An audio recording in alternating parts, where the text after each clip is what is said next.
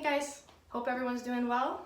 Just here to give you some nutrition tips on something that's probably a pretty common challenge for people. I'm going to talk about nighttime snacking and cravings. So, the day's over, you finish all your work, you finish all your meals, and you're, getting ready to sit and watch a movie, if that isn't what you've been doing all day long. And that's a lot of times that's when the cravings start to hit. Maybe you're a salty person, maybe you're a sweet person, maybe you're a little mix of both. I just want to share some of the snacks that we have around the house. We usually have these snacks around the house and we stocked up on them for this particular occasion just because we want to make sure we have things on hand and when we want to kind of fill that emotional need to eat.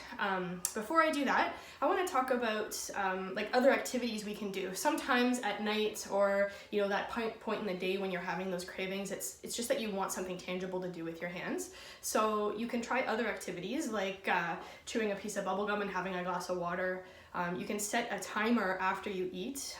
If you have like a sweet craving right after you have your meals, you could set like a 20-minute timer and then see if you still crave what you're craving. Usually after you've digested some of your food, that craving goes away. I do that for myself all the time and it works. Like I feel like I need to have more after I have my dinner, but then if I just let myself sit for 15 minutes, it usually goes away. We could have a cup of tea, we could take a bath and put on some relaxing music, we could just try something else for a little bit. Werther's Original and like hard candies like that are also good because it gives you something to do and it kind of fills that void that we want and it gives you something to work on and have a glass of water with that as well.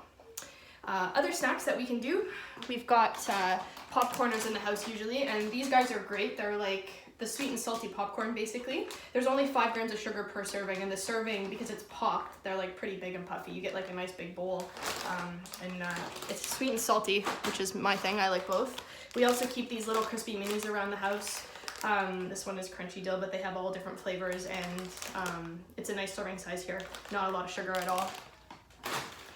Plain popcorn, we get these like little individual packs and I can put this in the microwave and dig to the bottom of the bag without really much guilt at all.